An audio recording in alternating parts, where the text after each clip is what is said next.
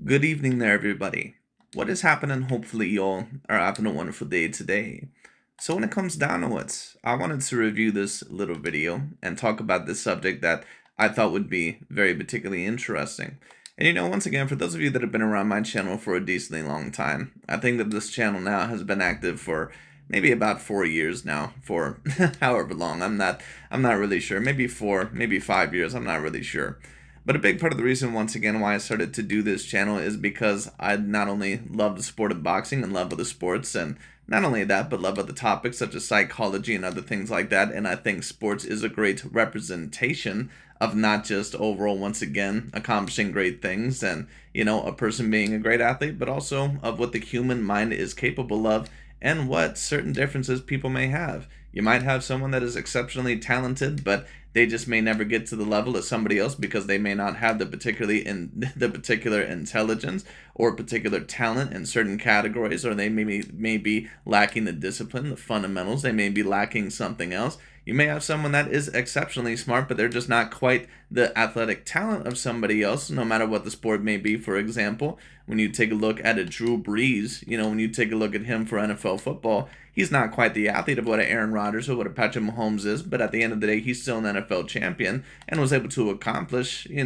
very similar things to many other all-time great NFL quarterbacks because not only of his intelligence, but the system that he was in, and of course, what he was just able to do in NFL football. You get to see many different situations within that, not just of the sport of boxing, but really sports in general. And I think that it's a great representation of the human condition in general and pretty much, what certain people can be capable of and maybe why certain people are not capable of other certain things. But anyways, I've always had an interest to talk about it, so that's a part of the reason why I also started this channel. But also another part of the human condition, once again, as certain people may know, is that of politics. And of course, boxing has its fair share of politics as well.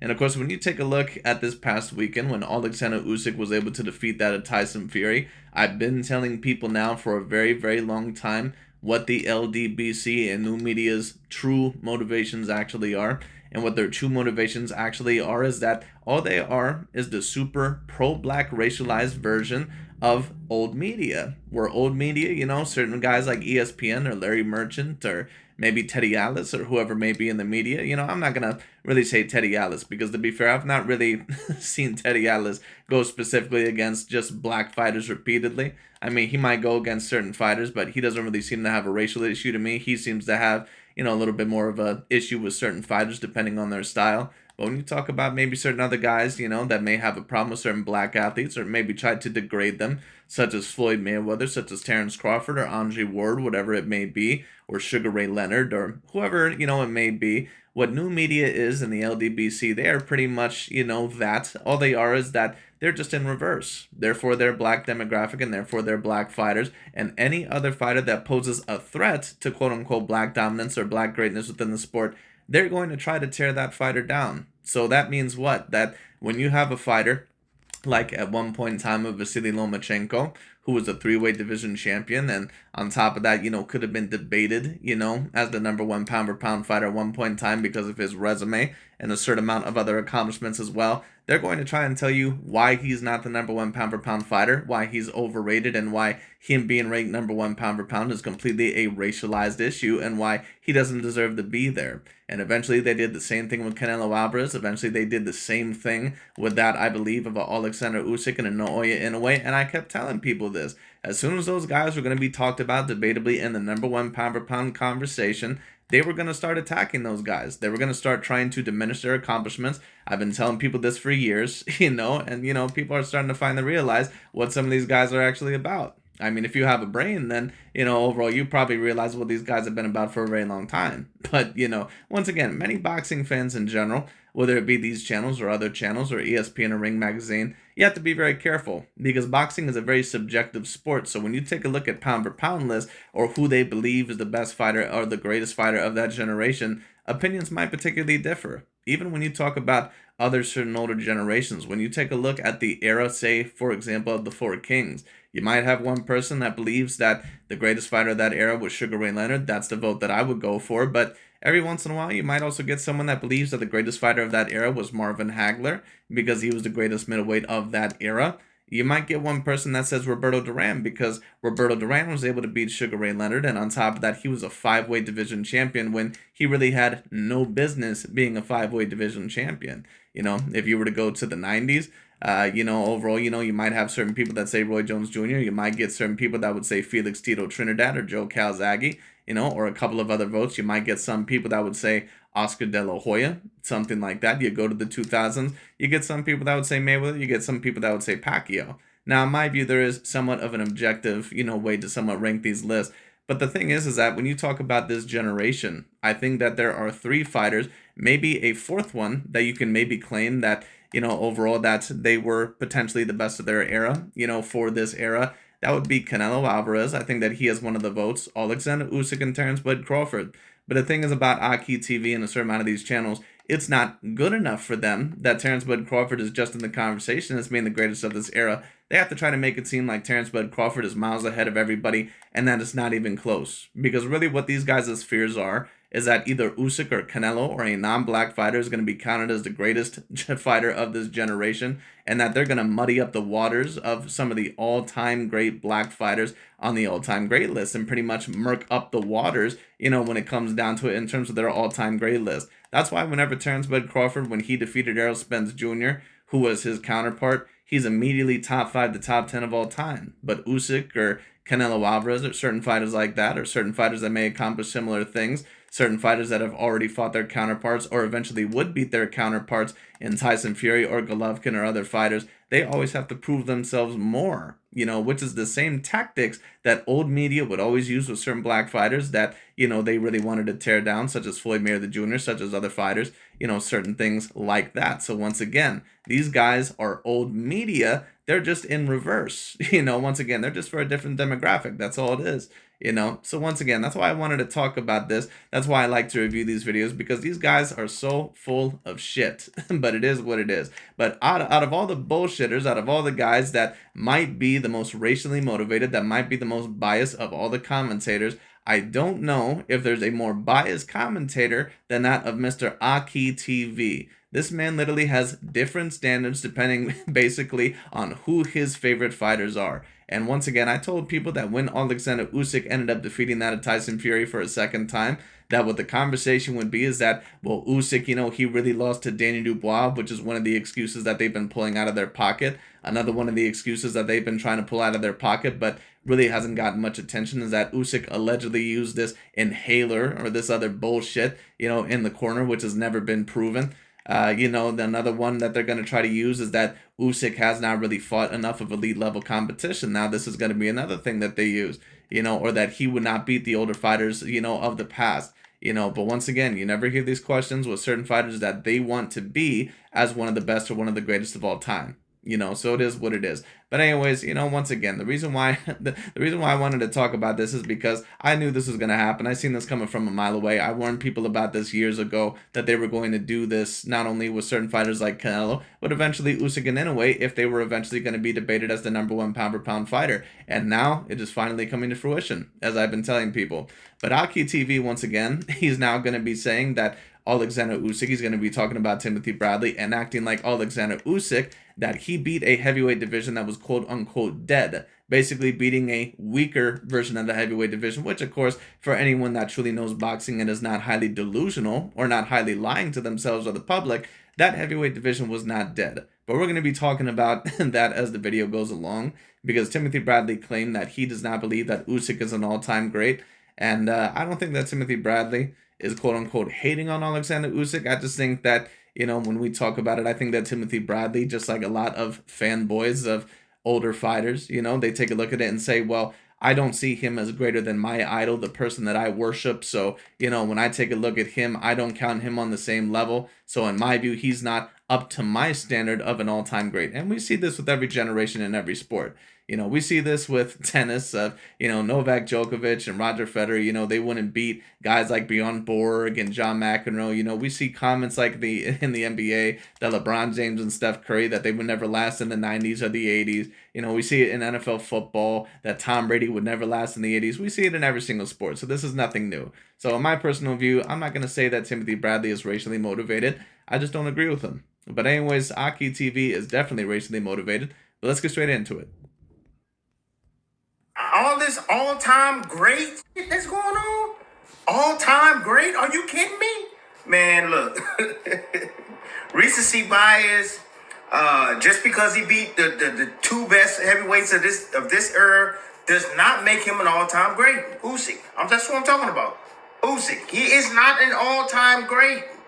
Well, yes, he is, Mr. Timothy Bradley. And it's no offense, but if we're going to be claiming that Mr. Terence Bud Crawford is a quote-unquote all-time great, then we need to also be claiming that Oleksandr Usyk and Canelo Alvarez are all-time greats, because it's no offense against Terence Bud Crawford, but Usyk and Canelo Alvarez, I mean, certainly Canelo Alvarez, but even Oleksandr Usyk probably has a better all-around resume than that of a Terence Bud Crawford. It's no offense, but once again, Terence Bud Crawford, he has about 5 good, solid A-grade level wins in his career. I give him Gamboa, I give him Postal, I give him Porter, I give him, what was his name, Spence, and I give him Madrimov. But to be honest with you, once again, I need to see how good Madrimov actually is, because if he just gets his ass whooped against Virgil Ortiz, then that's going to be an A-grade win in my view that is crossed off his resume.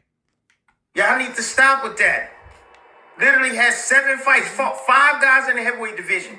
Okay, I can understand he got accolades. Right, but once again, Oleksandr Usyk hasn't just been through the heavyweight division. Like, you're acting like Oleksandr Usyk, just went in there and beat AJ, Anthony Joshua, Tyson Fury, and then pretty much that was it for his whole entire career. That's not what happened. Oleksandr Usyk, not only was he excellent in the amateurs, now, in terms of the all-time great conversation, that doesn't really hold any weight with me because I don't really count what you did in the amateurs. I really don't give a shit. I mean, if you want to talk about who's the most complete boxer of all time, if we were to talk about the all-around game, if you want to talk about that, then okay, then we can kind of include that, kind of like if we're talking about a basketball conversation and we're talking about who the greatest all-around basketball player is, and you want to talk about Bill Russell and Kareem Abdul-Jabbar's college careers, or Michael Jordan's college careers, then, okay, whatever. But, usually when it comes to these types of conversations, that's not what usually happens here. So once again, that's, that's a conversation for another time. But, when you talk about Usyk, he unified the cruiserweight division. That was relatively talented at the time. It had a lot of ripe and new undefeated fighters, to where it pretty much was a race to see who was going to be the best of that weight class. It had Junior Dorticos, who was the undefeated Cuban fighter, and Marat Gassiev, who was a Russian fighter, ended up knocking him out in a great fight. Oleksandr Usyk completely took him to school. When you talk about Maris Bradis, I believe he was a very decent fighter, who I think was, I can't remember where exactly he was from, but somewhere over in Europe. Very decent fighter that actually gave Usyk a very tough fight, but Usyk was able to box him. He was able to outbox him. Michael Hunter, who eventually would have a little bit of decent work in the heavyweight division. Oleksandr Usyk is, I still believe, the only man to still beat Michael Hunter to this day. And then of course he beat some other guys as well. Glowacki, who was decently talented. He beat Marco Huck, he beat Tony Bellew. Now, in my view, those fighters are not really A-grade level fighters, but you could kind of debate that some of the other ones were. You could at least debate that they were A- in my personal view. The cruiserweight division actually was not completely untalented. In fact, actually, to be quite honest with you, just in my view, it was somewhat comparable to when Andre S.O.G. Ward was able to win the Super Series tournament, or were able to win the Muhammad Ali Trophy, I believe. Or if it wasn't the Muhammad Ali Trophy, then it was a Super 6 Series tournament, I believe. Against that of Carl Frosch and Mikhail Kessler and blah, blah, blah. Now, those guys were more proven, but I'm not really quite sure if you can really claim that Mikhail Kessler and especially Carl Frosch were really, that much better than some of those fighters that Usyk really fought. Then on top of that, you go to the heavyweight division, you beat AJ Anthony Joshua when he had the 3 belts, and he was still looked at as great in his career, and actually was looked at as more improved, because after the Andrew Ruiz loss, he was looked to be more smart and be better and more calculated as a fighter, and he was going on a streak. And then afterwards, you beat Tyson Fury, who was undefeated, not too long ago, coming off the wins of Deontay Wilder and Dillian White. Usyk did a lot in his career, so yes, he is an all-time great, no doubt about it. He cleaned out the division at welterweight. Not at welterweight, my bad. He cleaned out the division in the cruiserweight. I get that. Now he comes to the heavyweight. All right. I would say somewhat, I wouldn't say clean out, but yeah, he beat the 2 best guys in the division, right? Well, he actually didn't just beat the 2 best guys, Timothy Bradley. He actually beat the 3 best guys, because he beat Daniel Dubois. And of course, afterwards, I got to admit, I did not really think that Daniel Dubois was ever really going to be 100% of championship level material. I thought the only way that he was ever going to get one of those belts is if it was vacated. But give the man his credit. He was able to beat Jarrell Big Baby Miller coming off of a comeback, who just had a draw. And to be honest with you, probably should have won that Andrew Ruiz fight coming back. you know, and then on top of that, he was able to beat that of Filip Pergovic and knock him out. Then he comes back and makes Anthony Joshua look like a complete amateur. But to be fair, I don't think Anthony Joshua's really ever been the same fighter after Oleksandr Usyk beat him. I mean, after the Andrew Ruiz fight, he was kind of changed, but after Oleksandr Usyk, he was mentally done. And now y'all saying he's all-time great? Only got like 22 fights? Come on, man. Wow. Right, but come on, man. Like, this is also something else that needs to be talked about. Just because someone only has 22 fights or 23 fights on the record does not mean that they cannot be an all-time great level fighter. Once again, when you take a look at certain fighters that are sometimes 30, 40, 50 and 0, you know, they were not fighting, you know, every, you know, championship caliber level fighters within their first 10 fights. When you talk about certain fighters like Guillermo Rigondeaux and Vasily Lomachenko and Oleksandr Usyk and other amateur guys that come from a very experienced amateur pedigree, those standards are held completely differently. They're expected to get in the ring with champions within their first 7 fights. So that's once again, it's completely different. When you take a look at Usyk overall, once again, he got in the ring with Golovkin and Maras Bradis and Michael Hunter and, you know, certain guys at the, you know, cruiserweight division. Those guys were championship level caliber. You know, Tony Bellew, even though I don't think that he was ever really an A-grade level fighter, but, you know, Usyk ended up defeating him when he was the champion. You know, Murat Gassiev, he was a championship level caliber fighter. Then he goes up to heavyweight, beats Danny Dubois, who later on became a champion shortly afterwards. He beats AJ Anthony Joshua and Tyson Fury, the 2 best heavyweights of his era. So, I mean, come on. Wow, y'all need to stop. Y'all need to stop it. He a legend in his own right. But all-time great, y'all tripping. At G-Fiber, you get uploads as fast as downloads. So sending off that... As you guys heard, Timothy Bradley stated that Usyk is not an all-time great. At least, not yet. Now, the reason why Timothy Bradley is saying that is because... And I see that Danny Dubois is now feeding into this shit of quote-unquote getting robbed, which is very unfortunate because, once again, and, you know, don't get it twisted, you know, that was a shot to where one could debate that it was a quote-unquote body shot. One could debate that it was a little bit low. In my personal view, it was a little bit low because it was completely on the middle of the belt line, and on top of that, a little bit of it even hit below the belt. You know, so once again, yes, it was a little bit low in my personal view.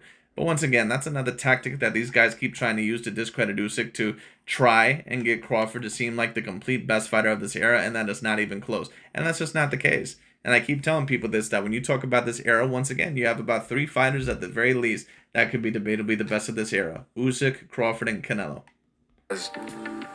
the heavyweight division has been dead for a long time. So... No, it hasn't been AKHi TV. Just stop that bullshit. Isn't it so funny, once again, that this is the same dude that placed Deontay Wilder within his top 5 pound for pound for defeating literal bums of the month?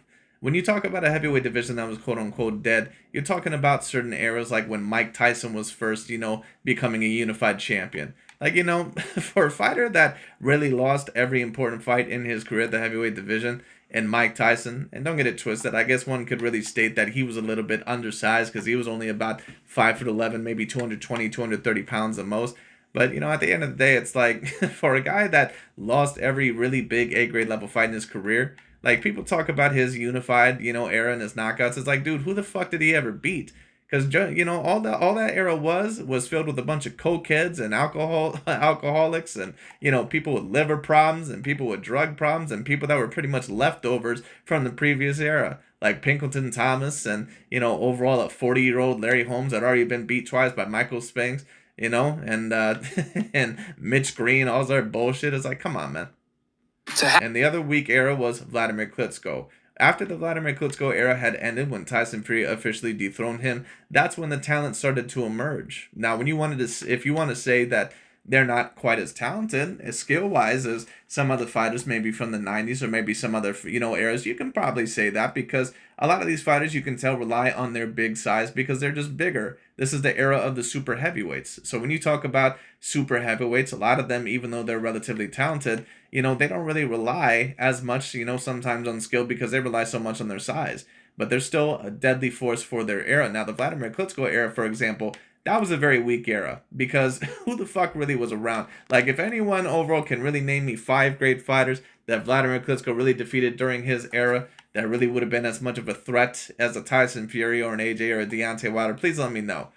because he beat some very decent fighters at times, but I'm not going to state that he beat many all-time great fighters. I mean, give me a break. No offense, but Vladimir Klitschko was used to fighting guys that were a decent amount shorter or smaller than him, or guys with pop bellies and guys that really weren't in great conditioning. Like, give me a break.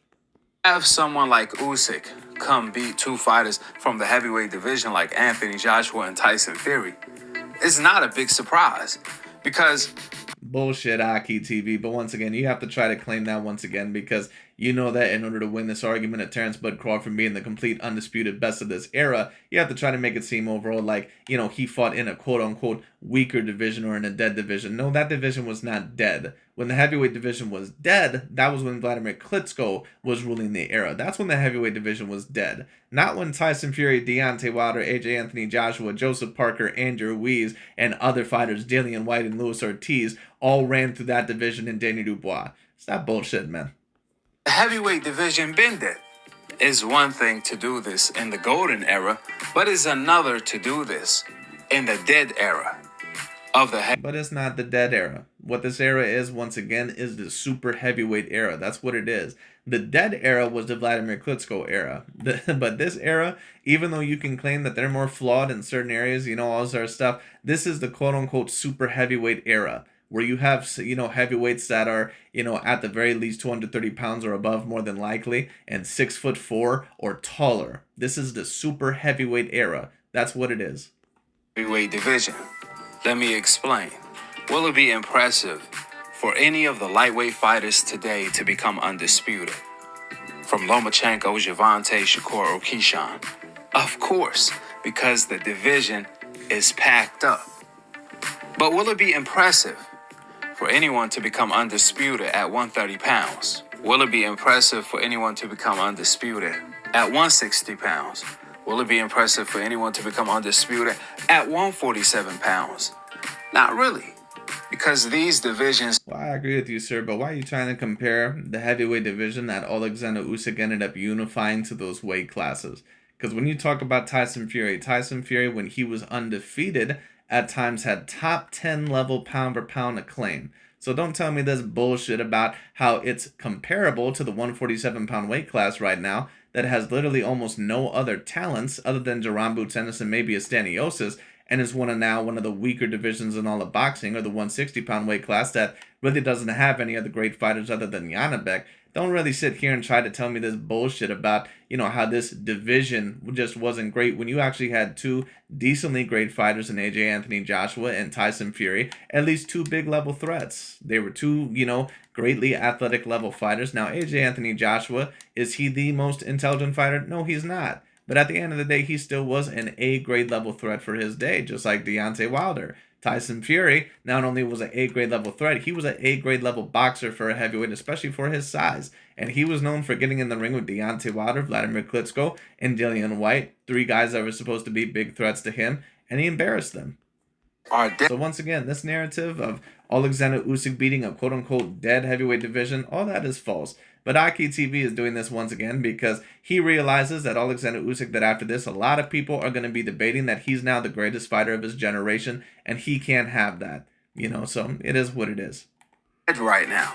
In all reality, any heavyweight from the... And once again, if Usyk or another non-black fighter is debated as as the greatest of their generation, what that means is that they're going to be in the same conversation in certain times with Muhammad Ali and other top 10 or top 20 fighters of all time. And that means what? That means overall that more all-time great black fighters are going to be more than likely omitted from the top 10 or top 20 pound for pound list. That's really what their fear is, whether you overall agree, with that list or not. But at the end of the day, when you talk about certain people being put in the top 10 list or the top 20 list, then what that means is that someone has got to go. That's what that means. And that happens in every single sport. That happens in tennis. That happens in football. That happens overall, in other certain sports. Like once upon a time, the NFL, a quarterback, Dan Marino, once upon a time would have been in my top 10 quarterbacks of all time.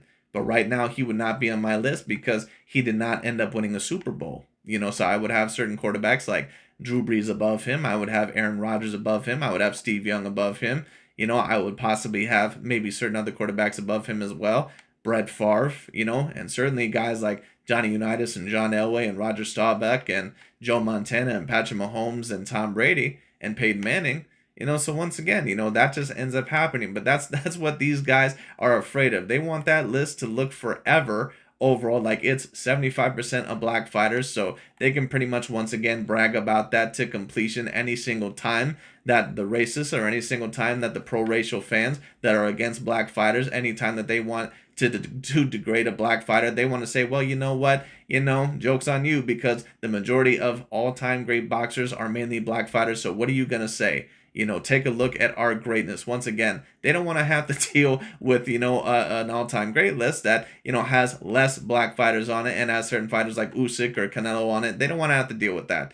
And listen, I get it, but at the end of the day, you can't pay attention to these racists, or a lot of these pro-racial dudes. Boxing is filled with a bunch of racist fans towards black fighters and towards other fighters as well. And unfortunately, AKHi TV is one of them as well, at least against that of certain other fighters. But you can't pay attention to these guys. If you're going to be, a logical and objective commentator, then you cannot, basically take, the woman approach and try overall once again to get super emotional and take revenge because you don't like what other certain people are saying. AKHi TV and the LDBC and new media, what they're basically an equivalency to is like they're that one girlfriend that got pissed off because that man ended up breaking up with her, or they didn't like how the date went. He didn't overall pay the check, or at the end of the date, he decided that, he did not like her attitude. So, he decided that the check was going to be separate instead of together. So now she's going to try to allege sexual assault. Like that's similar. So basically they say that, what, because I think that you treated me badly, and overall I've dealt with these experiences, you're now going to have to go through hell too because I'm going through hell. So that's what these guys are basically stating. I'm not going to give your respect to your fighters because you're not giving respect to my fighters. And listen, I understand the mentality to a certain degree, but then just don't sit here and tell me that you're a logical nor an objective commentator. These men out here with the LDBC and new media, they're not men, they're women with penises, man. Golden era will destroy the heavyweight division of today. It's crazy because they were just... Well, how do we know that? How do we know that Evander Holyfield or Mike Tyson would 100% beat Tyson Fury or AJ Anthony Joshua or Deontay Wilder? How do we 100% know that? Bragging about how the heavyweights of today are way bigger than the heavyweights of yesterday. And does that mean that the heavyweights of yesterday can't compete with the heavyweights of today because of their size, since they are super heavyweights? No, it doesn't mean that, Mr. AKHi TV, but then also in the same approach, that doesn't mean that an AJ Anthony Joshua or a Tyson Fury or even a Deontay Wilder may not have been competitive back in the 90s. Because at the end of the day, I wouldn't really claim that AJ Anthony, Joshua, Deontay Wilder especially are quite as skilled as an all-around boxer as a Tyson or a Holyfield or a Lewis. But at the end of the day, those guys are bigger. And on top of that, they're very athletic. They're very powerful. They're very quick, or at least, somewhat quick. They're very powerful. They're very big. Deontay Wilder, 6'7" with an 82-inch arm reach. Anthony Joshua was about 6'6" with an 82-inch arm reach. One punch from either of those guys could potentially end the fight. So, I mean, at the end of the day, yes, it's very possible, overall that those guys could potentially beat some of those guys. Well, Usyk answered all of those questions. A cruiserweight No, he didn't really answer any of those questions because we don't know what Evander Holyfield and Mike Tyson would have done against some of those fighters. And this is what certain people overall try to pull out of their ass whenever they really don't have a legitimate argument. They try to pull out this hypothetical bullshit, when it comes down to it, that's not gonna hold any weight. We can use this argument with any fighter within history. Like, oh, Terrence Bud Crawford, he would get destroyed, back in the 2000s by guys like Miguel Cotto and, overall other guys that were in that welterweight division. He would get destroyed by guys like that. But how do we know that, man? Like, how do we know that? Tyson Fury calls him middleweight, came and conquered. He beat all of the European champions, from Anthony Joshua to Tyson Fury, that were the super heavyweights of today. Now, I would say... And you notice that AKHi TV, of course, said European champions. So what is AKHi TV basically stating there? That there was no elite, quote-unquote, black fighters there. And listen, if you're going to go off of that narrative, then that's up to you. Listen, I understand. Because a lot of the times, black American fighters, they are oftentimes the most talented, or they can have the most hard, type of style in order to deal with. But if we're going to go off of that argument, I don't want to hear any conversations about Andre S.O.G. Ward being an all-time grade level fighter then. I don't want to hear any conversations about it. Because literally all the big wins in his career are over fucking European fighters. Mikkel Kessler, who was from, I believe, Scandinavia, somewhere over there, like Norway or wherever the hell he's from. or not Norway. I think he's from, I can't remember where he's from, but he's from somewhere over there in Scandinavia, I believe, but he's somewhere from over there. He beat Carl Frosch, who was a very dangerous fighter. I wouldn't ever say he was the most complete fighter I've ever seen, but a very dangerous fighter. Then he beat Arthur Abraham, then he beat Sergey the Crusher Kovalev. To be honest with you, Andre SOG Ward, he only ever fought one championship level caliber black fighter from what I remember, and that was that of Chad Dawson. And he had to move Chad Dawson down to the super middleweight division. He didn't even fight him at the light heavyweight class. So once again, why are we then calling Andre SOG Ward an all-time great fighter? Why are we then calling Floyd Mayweather Jr. debatably the greatest of all time if we're talking about that when he really has never fought an undefeated and prime black fighter, at least when you talk about it? And I don't really hold Floyd really against that, because when you talk about it during his divisions, there was really only so much that he could face, and I still think that he fought great level competition. I'm not going to hold it against Floyd because, there wasn't as many black American fighters, because if we talk about great black fighters that Floyd Mayweather really fought throughout his career, the list is really Shane Mosley, and to be honest with you, that's really about it. I don't remember any other great black fighters that he ever fought. I mean, some overall may say Andre Berto. I don't really consider him a great fighter. I think he's a very good fighter. I don't really think that he's a great fighter. But, I mean, that would depend on you. He fought Sharmba Mitchell, but I don't think that Sharmba Mitchell was really ever a great fighter either. And he fought Zab Judah. I mean, maybe you could put Zab Judah on the list. He was a two-weight division champion, and at one point in time had 3 out of the 4 main belts at the welterweight division. But I mean, come on, once again, that's all I'm saying. That we could use this narrative with anybody in history. Usyk is without And Terrence Bud Crawford as well, because how many great black fighters did he really fight?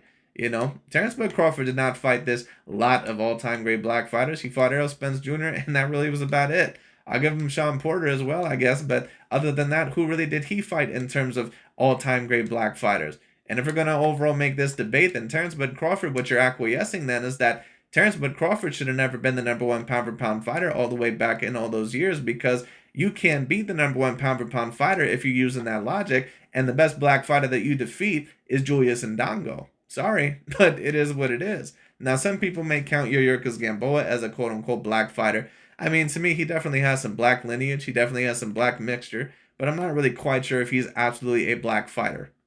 without a legend, and he could fight in any era. He's cut from the old school cloth. Usyk has skills for days. He doesn't just rely on his power or size, but more so his technique and skills, which what makes him a great fighter. That being said, a great fighter and an all-time great fighter. Oleksandr Usyk is an all-time great fighter. Now, where would I rank him in terms of the all-time greats? I'm not really sure. But the thing is that, in my personal view, that he does have to be counted over certain fighters like Mike Tyson and Evander Holyfield. I don't think that that's even a debate in my personal view. Just in my view. I mean, especially Mike Tyson. No offense against Mike Tyson, but he really gets put in a lot of conversations that he really should not be in. No offense against Mike Tyson, but if we're really going to go there with Mike Tyson, he probably should be in the same conversations with certain guys like Deontay Wilder and, probably other guys like that, if we're really going to be honest. Because Mike Tyson never really won any of the super big fights in his career. is he an all-time great? Let's see at the end of his career.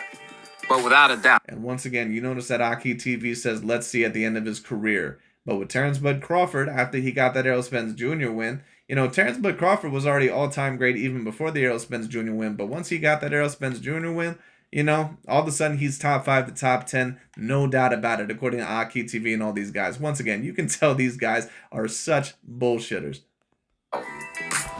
The reason why Timothy Bradley said what he said is because the heavyweight division has a very rich history.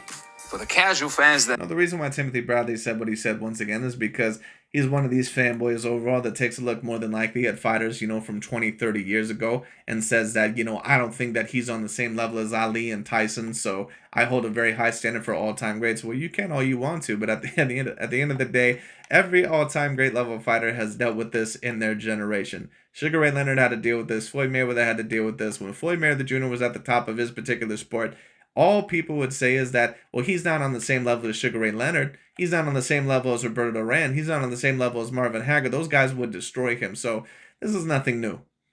Don't know. The heavyweight division has some of the greatest fighters of all time, like the GOAT himself, Muhammad Ali, George Foreman, Joe Frazier, Sonny Liston, Joe Louis, Jack Johnson, Lennox Lewis, Holyfield, Mike Tyson, etc., etc., etc. I mean, if you take Larry Holmes, for example. Mike Tyson, for whatever reason, keeps getting mentioned in these all-time great level conversations. I need someone to really answer me this question about why is Mike Tyson an all-time great level fighter? Now, I know why he's considered an all-time great level fighter, because Mike Tyson has a mystique behind him in terms of, the amount of push that he had, and on top of that, because of what he brought to the table, there are just certain athletes that are going to be considered greater than what they were because of the level of popularity that they had. Like Ronda Rousey, for example, you're still going to have people that debate 20 years later that she's the greatest female MMA fighter of all time, even though she's not, because of the amount of acclaim that she was able to get for herself. But Mike Tyson, once again, if we're really talking about from a boxing aficionado, from a logical standpoint, how the fuck is he an all-time great level fighter? Name me one big A-grade 50-50 level fight he ever won. He never won any of them. He didn't beat James Buster Douglas, and James Buster Douglas was really supposed to be someone that he pretty much trounced through. Mike Tyson got his ass completely kicked and embarrassed against him. He got his ass kicked against Evander Holyfield on 2 separate occasions, and he got his ass kicked against Lennox Lewis. Like, who the fuck that man ever beat, man? Let's say he was fighting in the heavyweight division today. Man, he will smoke everyone like a Cuban blunt. Once again, how do we know that? All that, once again, is a bunch of hypothetical bullshit that we're never going to be able to prove. Including Usyk. Usyk wouldn't even be able to get past that jab. And how do you know that, sir? Once again, all that is a bunch of hypothetical bullshit. If that is all your argument for an all-time great, level thing, then you really don't have an argument, in terms of who is the greater fighter. Now, if you want to talk about who you think would win or who is more skilled, then we can kind of talk about that. But in terms of greatness, no. You have to fight the greats of your era, and Usyk fought the greats of his era, and he did have some great fighters, or at least some big level threats of his era. Once again, it's not like he was in the Vladimir Klitschko era to where that division was complete whack juice. Oleksandr Usyk had some decent level threats for his era. Which is Timothy Bradley point exactly. How can you say Usyk is one of the greatest of all time? Liberty Mutual customized my car insurance, so I saved hundreds. But the money I saved, thought I'd get a wax figure myself. Oh, right in the temporal lobe. Beat it, punks! Only pay for what you need. Liberty, liberty, liberty, liberty. But I won't fight hard to handle. When a fighter like Larry Holmes will beat him easily.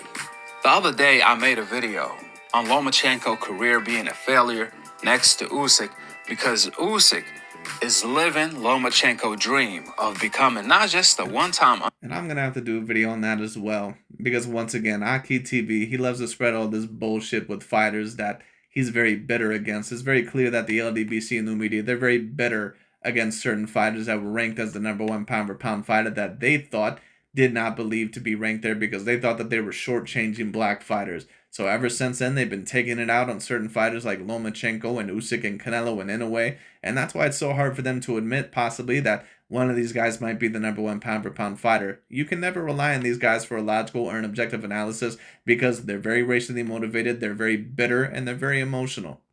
Dispute. Once again, they're like that one woman that got broken up with, or, overall, she was kind of feeling the man, but the man wasn't feeling her. And then overall, he broke it to her, and then all of a sudden she said, oh, hell no. Overall, I'm gonna, cause hell to break loose, because you are not humiliating me like this. Champion, but 2 times undisputed champion in 2 different divisions.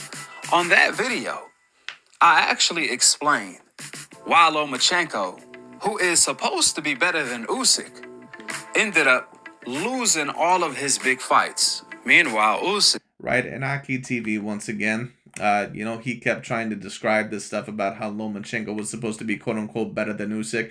And once again, I'm going to have to do that video as well, because what he was trying to debate is that, well, Lomachenko in the amateurs, overall, he was really looked at as the captain of that team. Well, wait a minute. I thought that people don't care about the amateurs.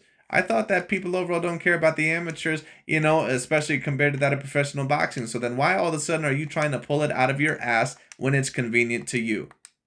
Surpassed all of the expectations. Because that's one of the narratives that these guys always try to push out there. And to be fair with you, I agree with that narrative. I don't care if we're talking about the greatest of all time debate and we're talking about the amateurs combined with the pros. I only mainly talk about the professionals. No one gives a shit about what you did in the amateurs. I've seen gold medalists, that never ended up being shit in the professional amateurs. That's like if we're talking about the NBA or we're talking about the NFL, we're talking about the greatest college, or we're talking about overall the greatest college NBA player or college basketball player or college quarterback. No one gives a shit. No one ever talks about Tim Tebow. Everyone talks about Tom Brady. All right, so it is what it is. Now one could say that amateur boxing is a little bit different because one could say that they're maybe on a higher intellect level, but it's still different compared to professional boxing.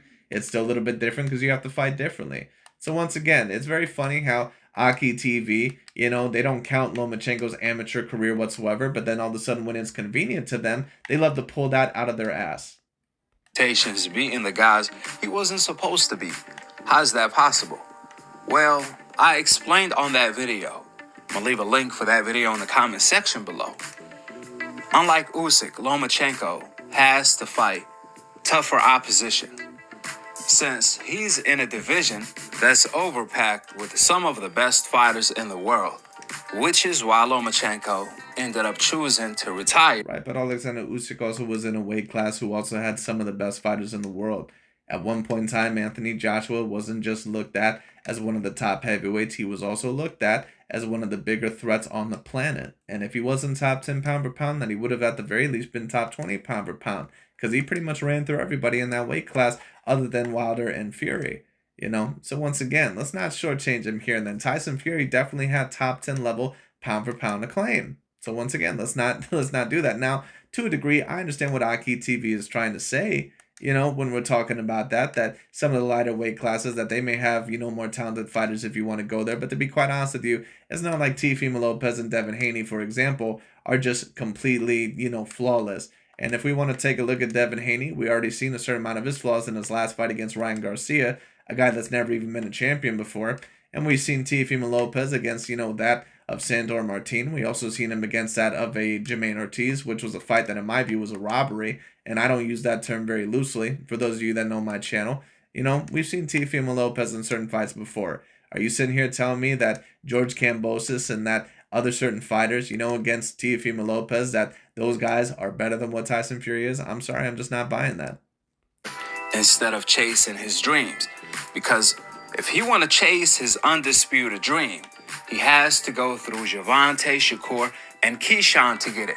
Which those would have had been 3 more. And once again, if we're talking about Terrence Bud Crawford, let's get this conversation also back to Terrence Bud Crawford. Please tell me a division that Terrence Bud Crawford has ever been in to where it had a talent like a Gervonta Tank Davis on that level, to combine with the Shakur Stevenson, combined with other fighters. Please tell me, because I've never seen Terrence Bud Crawford in that weight class. Now, certain people might say, well, the welterweight division. The welterweight division, even though it was relatively talented, it was never on that talent level. Some of them by KO. These are the things Usyk doesn't have to deal with. He has the luxury to fight only European fighters, since the heavyweight division is dead in the USA. I explained why that is.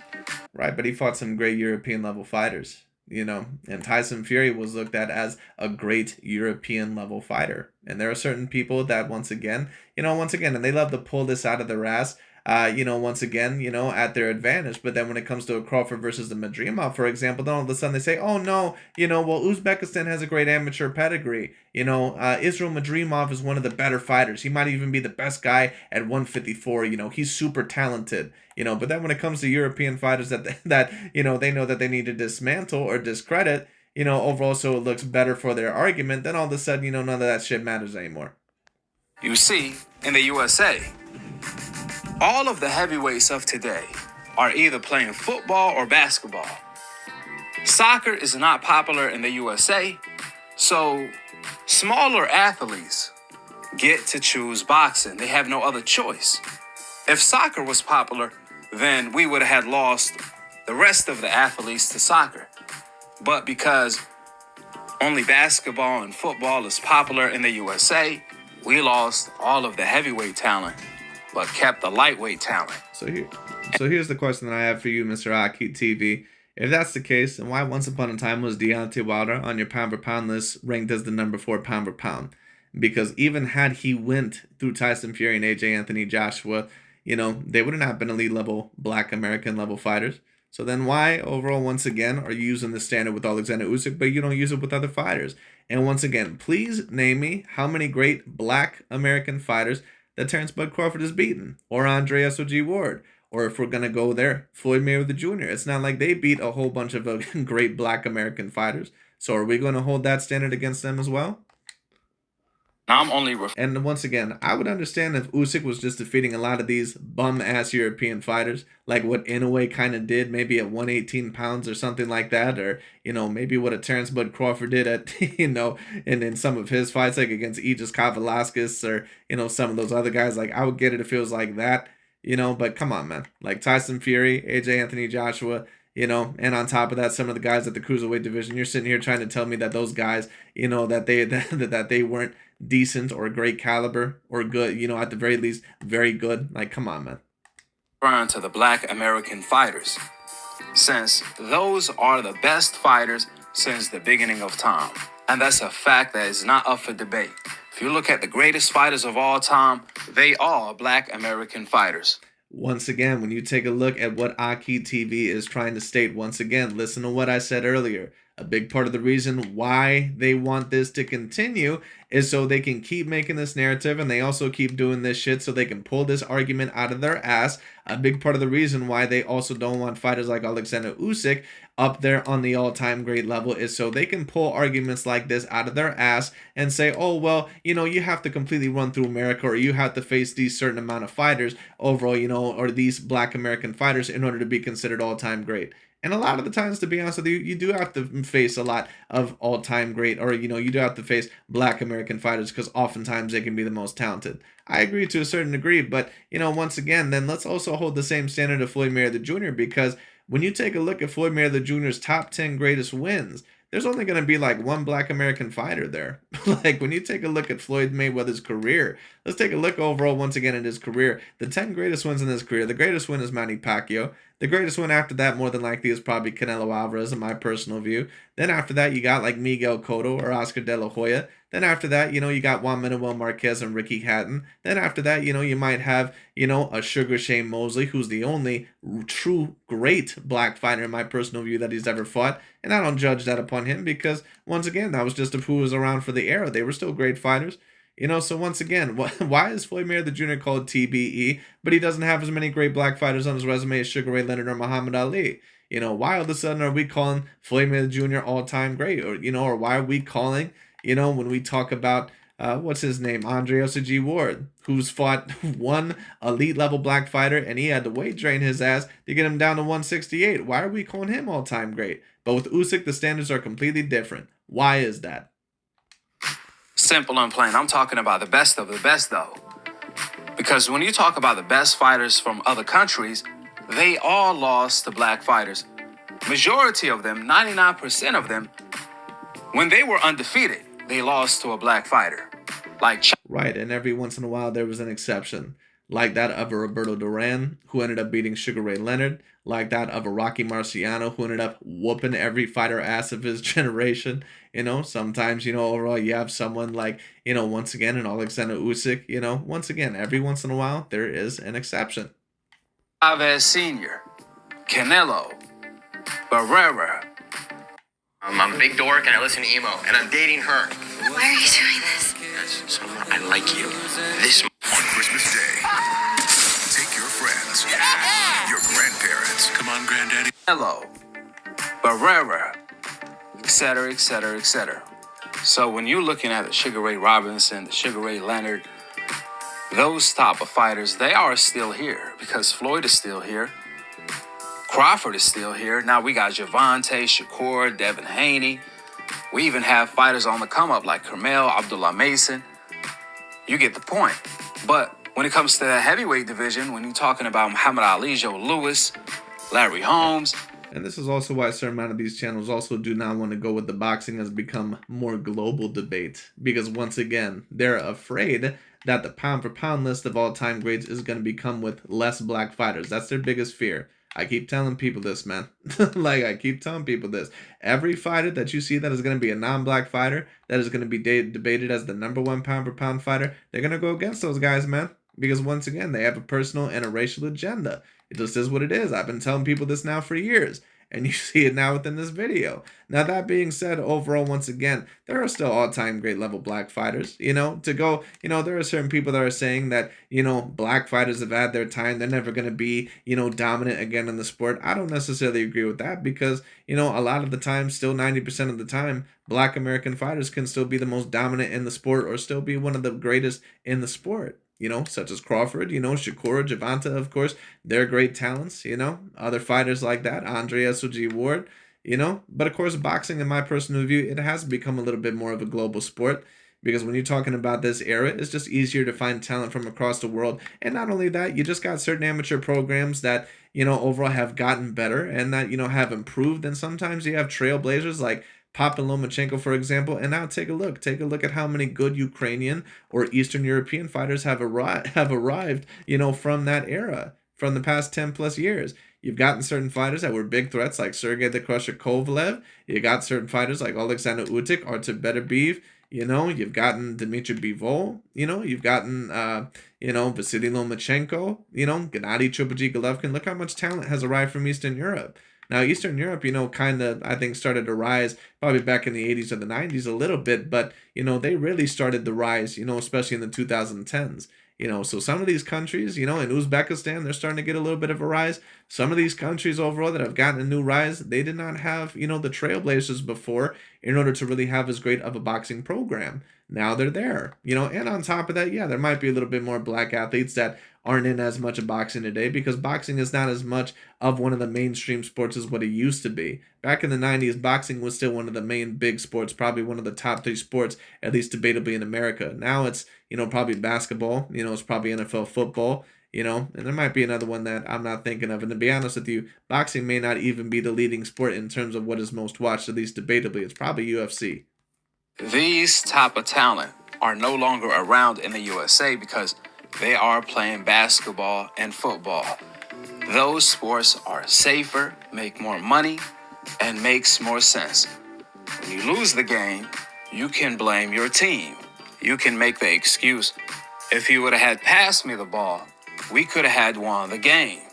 You can't make that excuse to your family when you get knocked. And although somewhat I agree with AKHi TV to a certain degree, then what that means is that because more people are trying to get in basketball and football, because it's not just heavyweight fighters that are not getting in boxing, it's also other people that are not really trying to get in boxing either.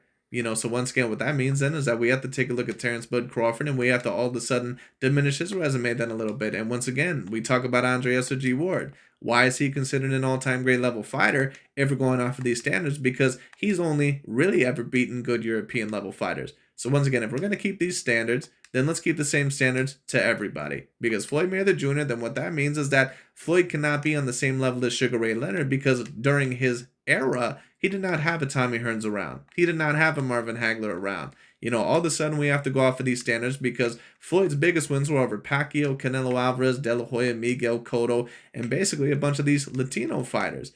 So once again, then all of a sudden what that means is that Floyd cannot be on the same level as Sugar Ray Leonard and some of these other elite black level fighters. What that means is that Floyd should not be in the same conversation as Sugar Ray Robinson and Sugar Ray Leonard. That's what that means. Or Roy Jones Jr. if you want to go there. Now, would I say that? No. But once again, AKHi TV, I bet you once again, if you were to pull up, with that narrative with him, that he would find some bullshit way to try to get out of that. So once again, if you're going to apply these standards to Usyk, no problem. Because it's not like Fury and AJ were just these, one of these British bums, like a Liam Smith or something like that, or, another one of these British guys like a Ricky Burns that wasn't really going to be champion for a super long time, at least against a true A-grade level fighter. Those guys were very good A-grade level European fighters. Down in boxing. Which is why Lomachenko ended up fighting tougher opposition without even wanting to, though. He just had to because Devin Haney had all of the belts. So he had to fight Devin Haney. Remember, he originally... These guys keep trying to act like Lomachenko avoided everyone in his career. Dude, Lomachenko, once again, the reason why once upon a time he was ranked #1 pound for pound is because Lomachenko was fighting guys like Nicholas Walters, Guillermo Rigondeaux, and Gary Russell Jr. and Jorge Linares. Like, get out of here with this bullshit, man. He avoided Devin Haney, like he originally avoided Crawford, Gervonta, Shakur, even. Well, actually, what's very interesting is that Gervonta Tank Davis was avoiding Vasily Lomachenko like the plague about several years ago. But these guys never talk about that. Or how Mikey Garcia relinquished his title to basically avoid Lomachenko overall to not fight him. You know, or how Terrence Bud Crawford, now that fight really should have never happened in the first place because Crawford has like a 9-inch reach advantage over him. Like, are you serious, dude? Like, come on, man. Manny Pacquiao, shockingly. Even Mikey Garcia, even a Salido rematch. He didn't avoid no damn Mikey Garcia. Mikey Garcia avoided Lomachenko like the plague, and anyone who really knows boxing knows that. These guys keep trying to do this bullshit. They've been trying to do it for years about how Mikey Garcia got avoided by Lomachenko. No, Lomachenko stated after he beat Jose Pedraza, you know, overall that he would need another fight because he completely tore and fucked his shoulder up in that fight. He ripped it. That's what ended up happening. Or excuse me, not in the Jose Pedraza fight, but in the Jorge Linares fight. So he said afterwards that I'm going to need another fight, that I can't fight Mikey Garcia right now because it was a valid excuse. And then afterwards, you know, when he said that he was ready to fight Mikey Garcia, what did Mikey Garcia do? He did the Kell Brook excuse. He went up 2 weight classes out of nowhere, fought Errol Spence Jr., then retired a couple of fights later after he got his ass kicked. Relinquished his WBC title. Get the fuck out of here. He did all of that avoiding, and he still lost his big fights to Devin Haney, Teofimo Lopez, and Salido. Usyk on the... And once again, a big part of the reason why Lomachenko lost to Salido is because that was his second professional fight. So once again, these guys, man, like these guys are so biased in their commentary, it's ridiculous. They leave out so much context in so much of their commentary. On the other hand, he only had to fight European champions, European fighters, since, like I said before, the USA doesn't have the talent in the heavyweight division since they are participating in other sports. Just think about it. If Dubois folded Usyk with a body shot, can you imagine? Which he didn't, once again, because it was low. What a focused prime Mike Tyson would do? Can you imagine what a holy... Probably lose Oleksandr Usyk, get frustrated, and then eventually get stopped just like he did in every other elite fight of his career. That's probably what Mike Tyson would do. Would do. Which is my point exactly. Like I said before, Larry Holmes alone will smoke the entire landscape of the heavyweight division today in his prime. And that's why Timothy Bradley said what he said. That being said, go ahead and drop your thoughts in the comment section below. Subscribe below. And to be continued on the... But anyways, I just thought that I would review that once again because AKHi TV once again proves himself to be a very unreliable and very biased commentator. But once again, I've been telling people this for years. But that pretty much is about it for today. Thank you all so much for watching, and I'll talk to y'all later. Anyways, you know, once again, but I've been telling people, man, I've been telling people for a while what these guys are truly about. They're completely racially motivated. And once again, they're like that one bitter girl that is pissed off overall because they felt that they were treated bad in the past. So now they're going to take it out, you know, on all men. You know, that's pretty much what AKHi TV and a lot of these LDBC and new media guys are. You know, you treated us badly in the past, you know, or you treated our fighters badly in the past. So now we're going to take it out on any other fighters. Right. You know, you can do that if you want to, but don't just sit here and tell me that you're a logic and objective commentator and all about the truth. And once again, if you're going to go by these standards, which I somehow get, no problem. Stop debating Floyd Mayweather Jr. then in the greatest of all time debate. Stop debating Andre Ward as an all-time great level fighter. Stop putting Terrence Bud Crawford, you know, as the complete best of his generation. You know, so or at least overall, you know, up there with Floyd or the top 5 or top 10 of all time. Because he hasn't fought many all-time great black fighters either, other than Errol Spence Jr. So I mean, it is what it is. But anyways, that pretty much is about it for today. I just thought that I would talk about that. Very particularly interesting. But I thought that this video was very revelatory once again about what AKHi TV has always been about, which is pretty much a propagandist. But it is what it is, and a politician. But anyways, that is about it for today. Thank you all so much for watching, and I'll talk to you all later, and we'll see where this goes.